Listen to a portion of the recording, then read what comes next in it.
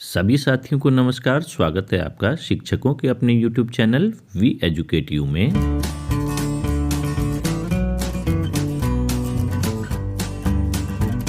इस वीडियो के माध्यम से हम दीक्षा ऐप के अंतर्गत कक्ष प्रबंधन नामक कोर्स की प्रश्नोत्तरी को करने का प्रयास करेंगे। तो सभी साथियों से निवेदन रहेगा कि चैनल को सब्सक्राइब अवश्य कर लें तथा बेल आइकन के ऑल में जाके क्लिक करें ताकि आने वाले जितने भी अपकमिंग वीडियोज़ हैं उनकी नोटिफिकेशन आपको सबसे पहले मिल पाए। चलिए प्रश्नोत्तरी को स्टार्ट करते हैं। इस कोर्स में कई प्रकार की प्रश्नोत्तरी आ रही हैं, तो सबसे पहले हम स्व आकलन वाली प्रश्नोत्तरी को करने का प्रयास करते हैं।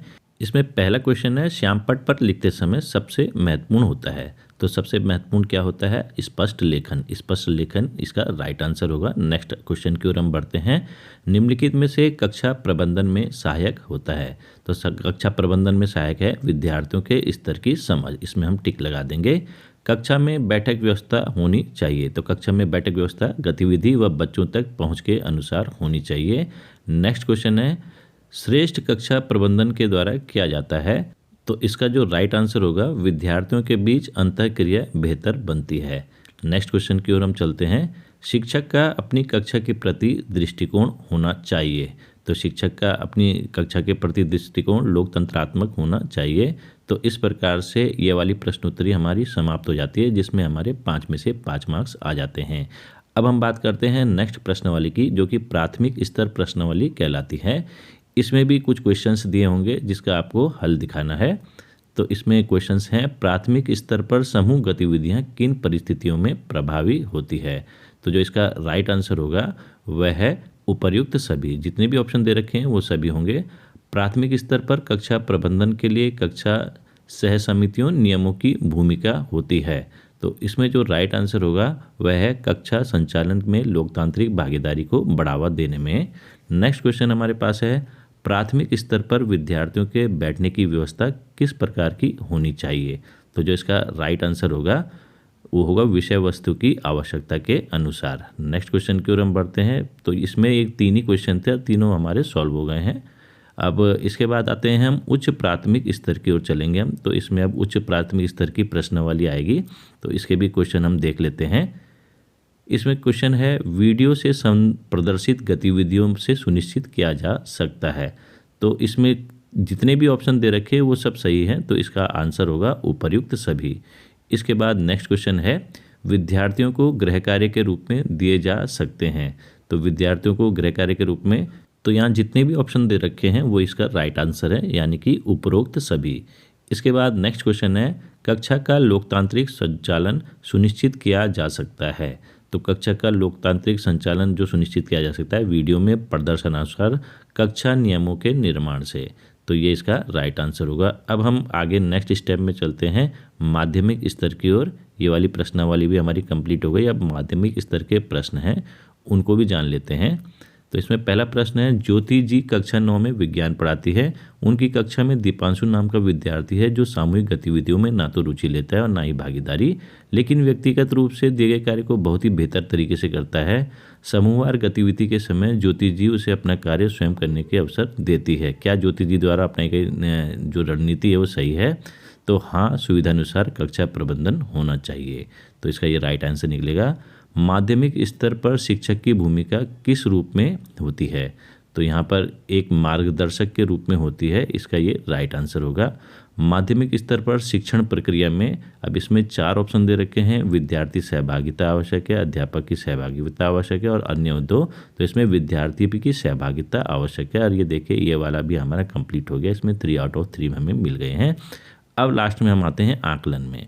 तो आकलन में ये पूरा मतलब निचोड़ है इसकी प्रश्नावली का। इसमें देखते हैं कितने क्वेश्चंस ये पूछते हैं। कक्षा प्रबंधन का उद्देश्य होता है। तो कक्षा प्रबंधन के उद्देश्य में ये 4 चीज़ें दे रखी है, तो ये उपर्युक्त सभी हो जाएगा। इसके बाद विद्यालय स्तर पर कक्षा शिक्षण को प्रभावी बनाने के लिए आप विधि का प्रयोग करेंगे। तो इसमें देखिए 4 विधि दे रखी हैं, तो इनमें हम कौन सी विधि का प्रयोग करते हैं? तो उचित विधियों का समूह बनाकर हम शिक्षण कार्य करेंगे। कक्षा में सकारात्मक पुनर्बलन के लिए सर्वाधिक प्रभावी विधि कौन सी होगी? तो इसका जो राइट आंसर होगा वह होगा कक्षा में विद्यार्थी द्वारा किए गए प्रयासों की सराहना करना। नेक्स्ट क्वेश्चन हमारे पास है, एक कक्षा में 60 छात्र हैं तथा कक्ष का आकार छोटा है। हिंदी शिक्षक होने के नाते आप किस गतिविधि का उपयोग करेंगे? तो इसमें उप समूहों में शिक्षण गतिविधियां करवाएंगे। नेक्स्ट क्वेश्चन है हमारे पास, 7वें कालांश में शिक्षण के दौरान अंतिम पंक्ति में कुछ विद्यार्थी ऊँघते हुए नजर आते हैं। इस स्थिति में आप क्या करेंगे?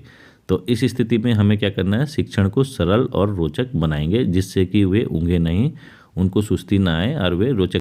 नेक्स्ट क्वेश्चन हमारे पास है, कक्षा 10 में 50 विद्यार्थी हैं, इनमें से 10 विद्यार्थियों को गुणा करना नहीं आता, आप गणित के अध्यापक हैं तो आप क्या करेंगे?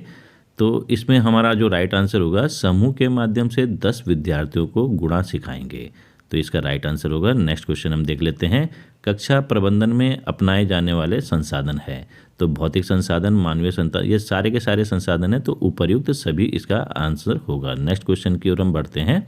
नेक्स्ट क्वेश्चन है, कक्षा कक्ष प्रबंधन का महत्व है जीवन स्तर में वृद्धि, सामाजिक उत्थान में योगदान, सामाजिक उत्तरदायित्व की पूर्ति में, या उपर्युक्त सभी? तो इसका आंसर उपर्युक्त सभी है। नेक्स्ट क्वेश्चन की ओर हम बढ़ते हैं, विद्यार्थियों को गृह कार्य देने का निम्न में से एक उद्देश्य होता है। तो स्वाध्याय की आदत विकसित हो जाती है छात्र छात्राओं में, इसीलिए उन्हें गृह कार्य का उद्देश्य मेन यही होता है। नेक्स्ट क्वेश्चन की ओर हम बढ़ते हैं, कक्षा का सक्रिय शैक्षणिक वातावरण निर्भर करता है। तो यहाँ पर भी 4 ऑप्शन दे रखे हैं।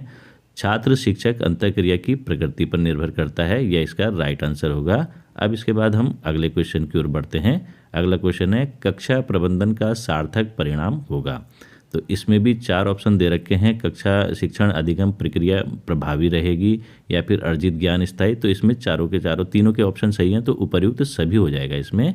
कक्षा प्रबंधन में शिक्षक का व्यवहार होना चाहिए, छात्र अनुकूल, शिक्षक अनुकूल, विद्यालय अनुकूल, या उपर्युक्त सभी। तो इसमें भी उपर्युक्त सभी इसका राइट आंसर हो जाएगा। नेक्स्ट क्वेश्चन की ओर हम बढ़ते हैं, आप कक्षा में विद्यार्थियों का ध्यान आकर्षण के लिए क्या उपाय करते हैं?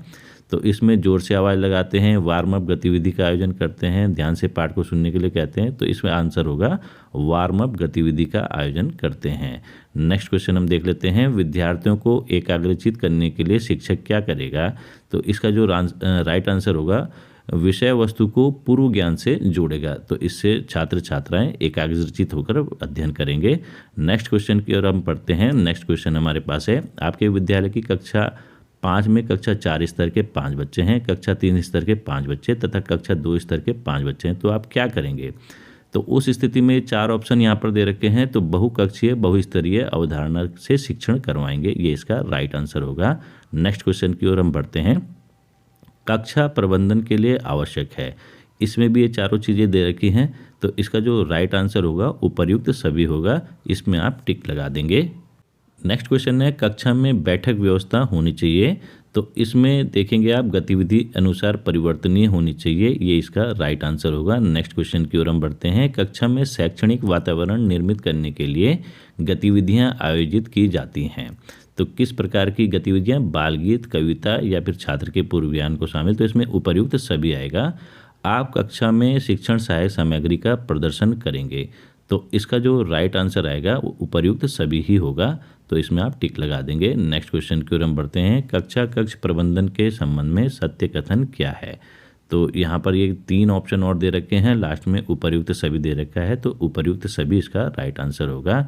तो इस प्रकार से इस कोर्स के आपके पूरे प्रश्न उत्तरी हल हो जाएगी, परंतु सभी साथियों से निवेदन है कि जो कोर्स दे रखा है पहले उसके सारे विषय वस्तुओं की जानकारी हासिल करें, उसके पश्चात ही यदि आपको कोई डाउट हो तो इस वीडियो की सहायता से आप प्रश्नोत्तरी को हल करें।